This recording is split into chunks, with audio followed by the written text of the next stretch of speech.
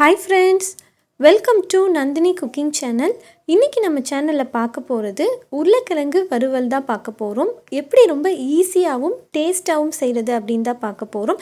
இத பிகினர்ஸ் கூட ஈஸியா செஞ்சிரலாம். இது எல்லா சாதத்தோட வச்சு சாப்பிடவும் ரொம்பவே டேஸ்டா இருக்கும். அதுக்கு முன்னாடி நீங்க இன்னும் நம்ம சேனலை சப்ஸ்கிரைப் பண்ணாம பார்த்துட்டு இருக்கீங்க அப்படினா ப்ளீஸ் நம்ம சேனலை சப்ஸ்கிரைப் பண்ணி வச்சுக்கோங்க. பக்கத்துல இருக்க பெல் ஐகானை கிளிக் பண்ணி ஆல் அப்படினு கொடுத்துருங்க. இப்போ நம்ம எப்படி செய்யலாம் அப்படினு பார்க்கலாம். இன்னைக்கு நான் ஒரு 2 பெரிய உருளைக்கிழங்கை இந்த மாதிரி தோலை எடுத்துட்டு இந்த சைஸ்ல கட் பண்ணி வச்சிருக்கேன். ரொம்பவே நைஸா கட் பண்ணிடாதீங்க. இல்லனா அதோட ஷேப் மாறிடும். அதனால கொஞ்சம் இந்த மாதிரி திக்கா இருக்கிற மாதிரி கட் பண்ணி வச்சுக்கோங்க. இப்போ நம்ம ஒரு pan எடுத்துக்கலாம். panல தேவையான அளவு எண்ணெய் சேர்த்துக்கோங்க. இப்போ நான் இன்னைக்கு ஒரு 3 டேபிள் ஸ்பூன் அளவுக்கு எண்ணெய் சேர்த்துக்கிறேன். எண்ணெய் நல்லா சூடானதுக்கு அப்புறமா அதில் 1 டீஸ்பூன் அளவுக்கு சோம்பு சேர்த்துக்கோங்க. இப்போ சோம்பு அந்த எண்ணெயில் நல்லா பொரியட்டும். இப்போ சோம்பு நல்லா பொரிய ஆரம்பிச்சிருச்சு. இப்போ அதில் கொஞ்சமாக கறிவேப்பிலை சேர்த்துக்கோங்க. இப்போ இதை ரெண்டையும் நல்லா எண்ணெயில் வதக்கி விடுங்க. இப்போ நம்ம கட் பண்ணி வச்சிருக்கிற உருளைக்கிழங்கை அதில் சேர்த்துருங்க. இப்போ நம்ம ரொம்பவே திக்காக தான் அதை கட் பண்ணி போட்டிருக்கோம். அதனால அதை ஒரு 2 to 3 மினிட்ஸ் நல்லா எண்ணெயிலே வதக்கி விடுங்க. இப்போது உருளைக்கிழங்கு நல்லா எண்ணெயிலே வதக்கிட்டோம்.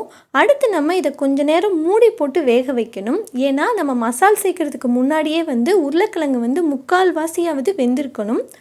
இதில் 1/2 டீஸ்பூன் அளவுக்கு மஞ்சத்தூள் மட்டும் சேர்த்துக்கோங்க. அடுத்து இதில் தேவையான அளவு 1 டீஸ்பூன் அளவுக்கு உப்பு சேர்த்துக்கோங்க. இப்போ அதையும் நல்லா எண்ணெயோடு கலந்து விட்டுருங்க. இப்போ இதை நம்ம ஒரு மூடி போட்டு ஒரு 5 மினிட்ஸ் நல்லா வேக விடலாம். இப்போது அப்பப்போ எடுத்து கொஞ்சம் அதை கலந்து விட்டுக்கோங்க. இப்போ திரும்பவும் மூடி போட்டு அதை வேக வச்சிடலாம்.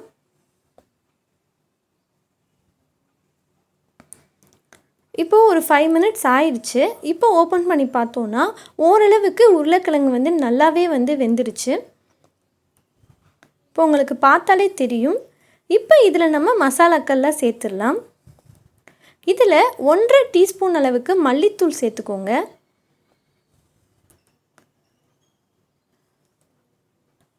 இதில் அடுத்து 1 டீஸ்பூன் அளவுக்கு சீரகத்தூள் சேர்த்துருங்க. இந்த மாதிரி நீங்கள் சீரகத்தூள் சேர்க்கும்போது ரொம்பவே நல்லா இருக்கும். இப்போ காரத்துக்கு 2 டீஸ்பூன் அளவுக்கு சில்லி பவுடர் சேர்த்துக்கோங்க. இப்போ உங்களுக்கு எந்த அளவுக்கு காரம் வேணுமோ அதை பொறுத்து நீங்கள் சில்லி பவுடர் சேர்த்துக்கலாம்.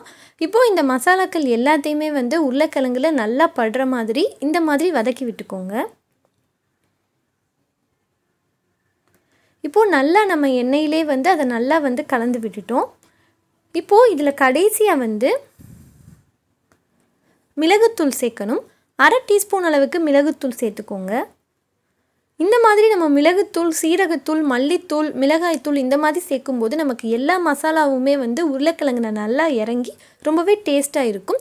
இப்போது இதை கொஞ்ச நேரம் நம்ம மூடி போட்டு வைக்கலாம். அப்போ தான் நமக்கு ரொம்பவே கிறிஸ்பியாக கிடைக்கும். இப்போ ஒரு 2 மினிட்ஸ் நல்லா இதை மூடி போட்டு வச்சுருந்தோம். இப்போ ஓப்பன் பண்ணி பார்த்த உடனே அந்த மசாலா எல்லாமே உருளைக்கிழங்குல ஏறி இருக்குது. பாருங்கள் எப்படி சூப்பரான டேஸ்டியான உருளைக்கிழங்கு வறுவல் ரெடி ஆயிடுச்சு. இதை செய்கிறதுக்கு நமக்கு ஒரு 10 மினிட்ஸ் இருந்தாலே போதும். ஈஸியாக செஞ்சிடலாம். இதே மாதிரி நீங்களும் வீட்டில் செஞ்சு பாருங்கள். எப்படி இருந்துச்சு அப்படின்னு கீழே கமெண்ட் செக்ஷனில் கமெண்ட் பண்ணுங்கள். இந்த வீடியோ பிடிச்சிருந்தது அப்படின்னா லைக் பண்ணிக்கோங்க. இன்னும் இதே மாதிரி நிறைய ரெசிபிஸ் பார்க்கணும் அப்படின்னு நினச்சிங்கன்னா ப்ளீஸ் நம்ம சேனலை சப்ஸ்கிரைப் பண்ணி வச்சுக்கோங்க. Thank you friends.